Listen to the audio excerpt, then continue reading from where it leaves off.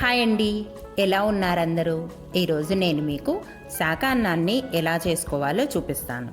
దీంట్లో మనము చాలా వెజిటబుల్స్ వేస్తాము, అందుకే హెల్త్కి మంచిది. దీన్ని జనరల్గా దేవుడి దగ్గర ప్రసాదం పెట్టేటప్పుడు చేస్తాము. అందులోన దసరా రోజుల్లో ఒకరోజు అమ్మవారికి ప్రసాదంగా శాకాన్నాన్ని చేస్తారు. మరి దీనికి కావలసిన పదార్థాలు ఏంటో, తయారు చేసే విధానం ఏంటో చూద్దామా? ఇక్కడ నేను 1 కప్పు రైస్ తీసుకున్నాను. మేము జనరల్గా ఓన్లీ వైట్ రైస్తో కాకుండా half red rice, half white rice తీసుకుని దాంట్లో కొంచెం కొర్రలు కలుపుకొని వాడుకుంటాము రోజు. అలానే ఇక్కడ నేను 3 కలిపిన బియ్యాన్ని 1 గ్లాసు తీసుకొని నీట్గా 2 టైమ్స్ కడిగి హాఫ్ అన్ అవర్ నానబెట్టుకున్నాను. ఇక మన దగ్గర ఏ వెజిటబుల్స్ ఉంటే ఆ వెజిటబుల్స్ అన్నీ తీసుకున్నాను. మసాలా దినుసులు కూడా తీసుకోవాలి.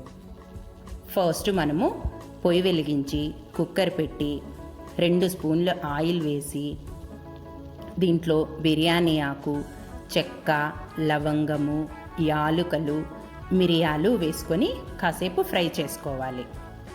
ఇక్కడ మనము దేవుడి దగ్గర పెడతాం కదా అని కంపల్సరీ నెయ్యి వేయాలని లేదు. ఫస్ట్ ఆయిల్తో ఫ్రై చేసుకొని దేవుడి దగ్గర ప్రసాదంగా పెట్టేటప్పుడు 1 స్పూను నెయ్యి వేసుకోవచ్చు. తర్వాత జీలకర్ర, కరివేపాకు వేసి ఫ్రై చేసుకున్నాం.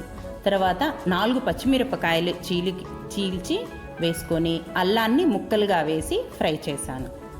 ఆ తర్వాత మనం దేవుడి దగ్గర ప్రసాదంగా పెడతాం కాబట్టి ఆనియను, వెల్లుల్లిపాయి వేయం కదా, అందుకని క్యాబేజీ కొంచెం ఎక్కువ వేసి సాల్ట్ వేసి కాసేపు ఫ్రై చేసుకోండి. తర్వాత ఇంకా మీ దగ్గర ఉన్న కూరగాయలు ఏముంటే అవి వేసుకోవచ్చు.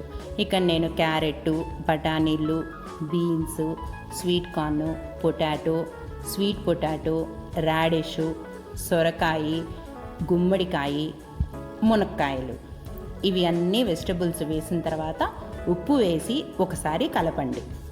ఆ తర్వాత కడిగి నానబెట్టుకున్న బియ్యంను వేసి 1కి 2 నీళ్లు పోసి కుక్కర్ మూత పెట్టేసి 2 విజిల్స్ రానివ్వండి. అంతే, శాకాన్నం రెడీ అయిపోయింది. దీన్ని మనము సర్వింగ్ బౌల్లోకి తీసుకొని నీట్గా నెయ్యిలో ఫ్రై చేసిన జీడిపప్పులతో డెకరేట్ చేసుకుంటే టేస్టీ అండ్ హెల్దీ శాకాన్నం రెడీ అయిపోతుంది. చూసారు కదా, ఎంత ఈజీ రెసిపీనో, అంత టేస్టీగా ఉంటుంది, అంతకంటే ఎక్కువ హెల్దీ కూడా.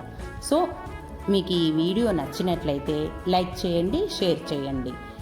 ఈ ఛానల్ని మీరు ఇంకా సబ్స్క్రైబ్ చేసుకోకపోతే సబ్స్క్రైబ్ చేసుకోండి. మీరు ఈ రెసిపీని ట్రై చేసి మీ ఫీడ్బ్యాక్ని, మీ సజెషన్స్ని నాకు కామెంట్స్ రూపంలో తెలియచేయండి. Thanks for watching.